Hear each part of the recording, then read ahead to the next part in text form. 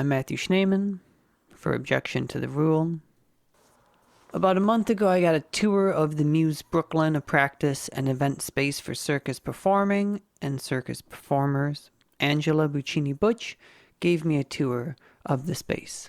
Of course, they've been hit hard by the pandemic. Hello. Hello. Hey, how are you? Hey, big dog. That's Hava, and this is Puma. You want to go in the yard, or? Okay. I shouldn't have got her all excited. Hey, you did that, bro. Chris, Matthew. Hi, Chris. I'm Matthew. Yeah. It's Chris. Like the associate artistic director, it's Chris. Yeah. That's cool. We don't really have titles because we all just do all the things. So. We have too many jobs to bother with titles. Exactly. Yeah. But yeah. Oh, cool. All right. So you want the full tour? Yeah. Oh, I mean- big dog. And normally we have these carpeted mats that are covering the whole surface, so there's just like padding everywhere, but with COVID we take it up, and as we let our staff in, we just create little sections that they can train in. So this normally is not how this is all set up. Behind the warehouse, in the backyard, is a beautiful steampunk, crust punk garden. I mean, part of what I love about this space so much is that we do have this like little escape back here, and it feels like you're out of the city, but then we're so close to the train. Yeah, so that's nice. We used to have our tour bus back here, and that was my office, and now that is gone already as well. There's our horse, Woody. That's not a real horse. It's a horse made of wood, but it's visually striking. Oh, it's so funny. This is such a funny thing to do for audio. Yeah. It's such a visual, the insides and the outsides. Yeah, so that's Woody, our horse. Really looks good. So even if we wanted to reopen, I would say a good third of our clients have left the city. Possibly a third of our teachers are all gone. Yeah. The people that like rent space to Yep. practice. Yep. And since events and shows, which are our main bread and butter for us to be able to run the school affordably, are not permitted and probably won't be for another year to 2 years.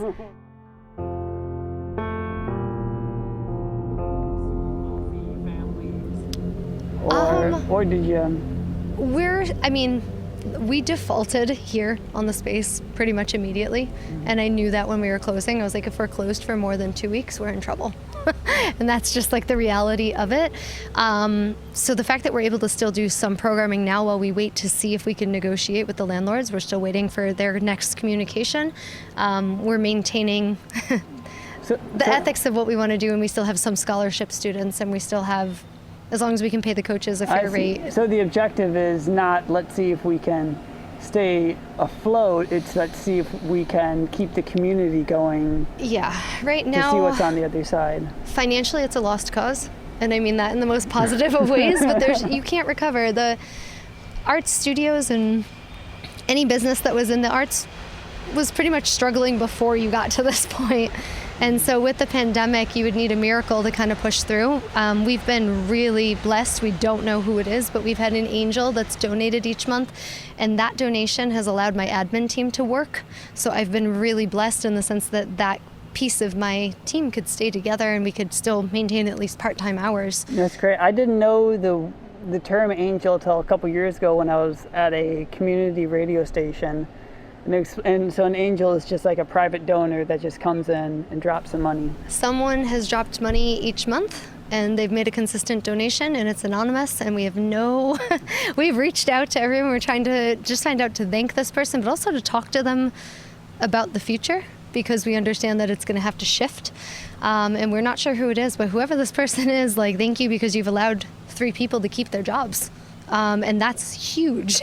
And that allowing those 3 admins to be working has then taken care of our coaches, because now we can run our online classes, so then they can have some income. And it's also allowed us to do the live broadcast shows, which means we can hire 9 artists each time and pay them a stipend. So it's it's more about maintaining the community and just our presence with the work we do.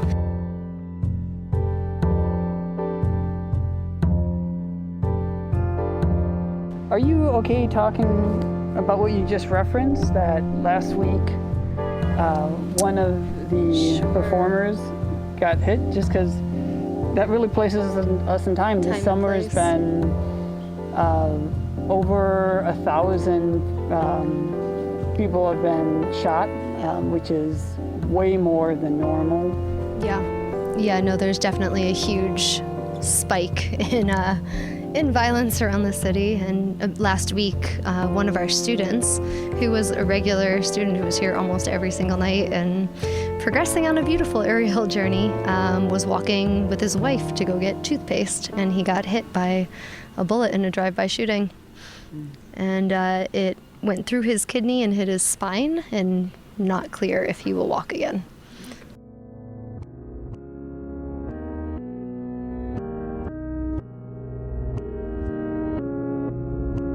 That was a threat that didn't really exist, while these financial threats are very real, and the physical threats of the They're real, virus. and someone said to me the other day too, they're like, well, money's not real. Once you're talking about numbers this big or that big, it's not real. No, because as we're looking at properties and everything, I'm like, to some degree you see the numbers and I'm like, well, how the heck could that ever happen? And then I have other people being like, there's people out there that have that money and might believe in what you do, so why don't you put it out there?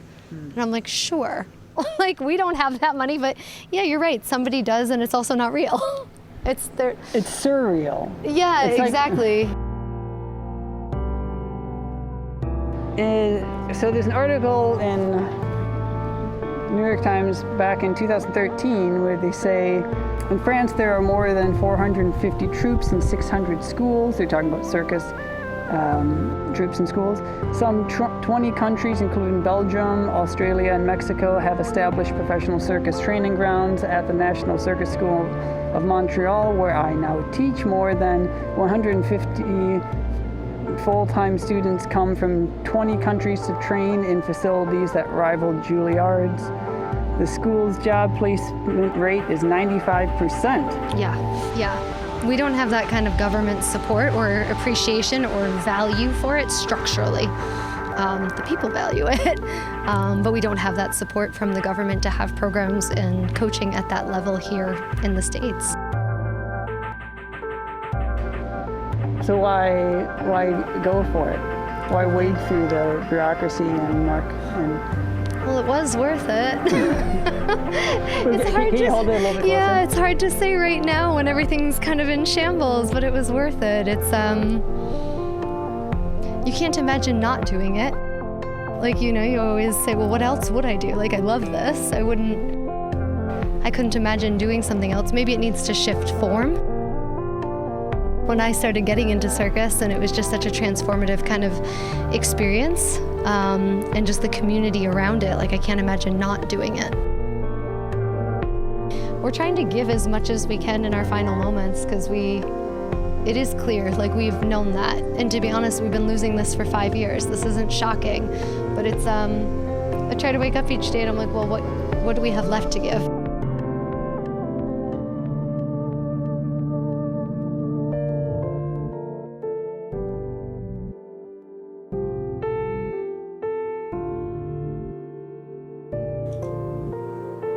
Thank you to Angela Buccini Butch of the Muse Brooklyn and AB Cirque. I hope a year from now you have a wonderful community and home to keep these wild, exciting art forms alive.